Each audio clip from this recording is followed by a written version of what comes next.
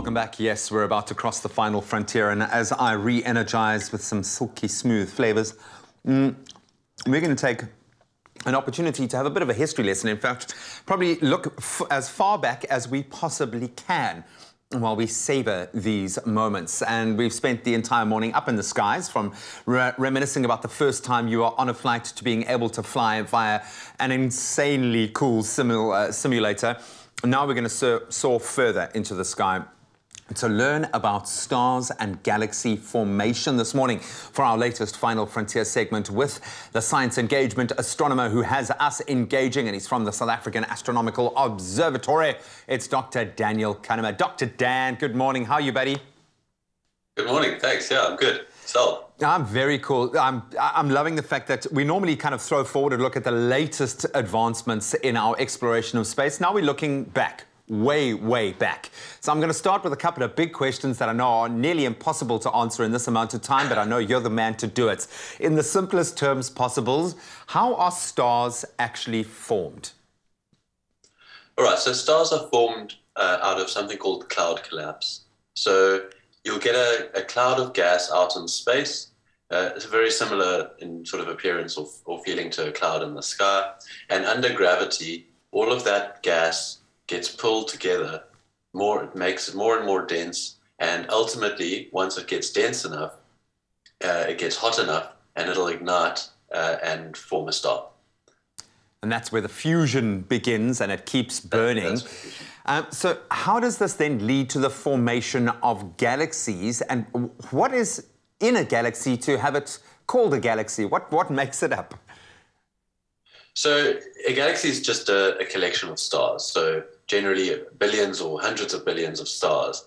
And what forms a galaxy is kind of the other way around. So the gas all collects, there's dark matter, all of this kind of collects into a very, very dense region of space.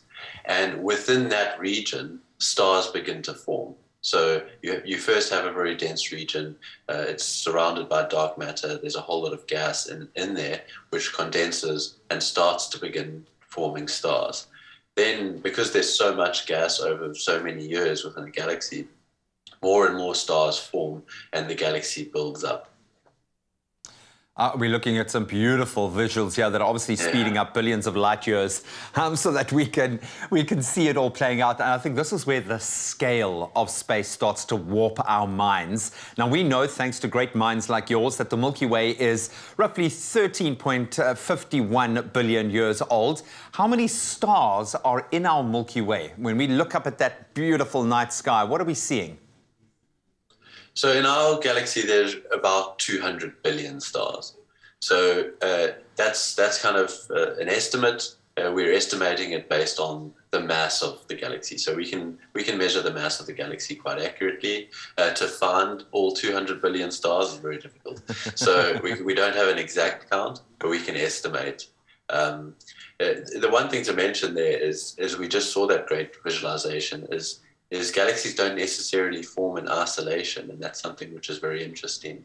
So our galaxy, we know, has had these interactions with two galaxies sort of interacting and disturbing each other. And this is also something which is very interesting in terms of the evolution of a galaxy over time. Over time, since the very beginning of time, which again starts to warp the mind. So what kinds of galaxies are there? I'm looking at two very different graphic representations. How many different types of galaxies are there, and what are they? Well, they come in kind of a lot of different sizes and shapes. So they range from really quite small to huge galaxies with trillions of stars. And our galaxy is a spiral galaxy, so you would have seen the images there.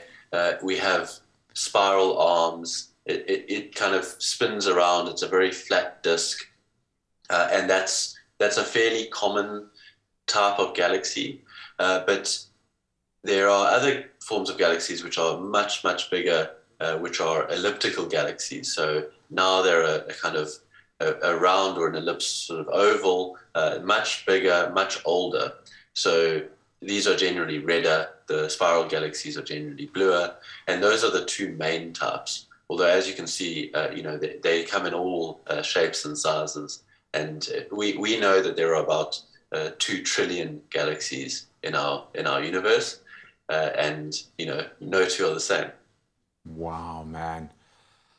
Oh, you've just blown my mind once again. Being able to see the visuals certainly does help conjure that image, but this is just so exciting to delve into that. Dr. Dan, thank you for taking us on a trip through space and time, my friend. Always such a pleasure connecting with you. It's my pleasure. Thanks for having me. One thing that you can travel through every galaxy and never get old of is a homemade recipe with the ones you love. So let's tuck in.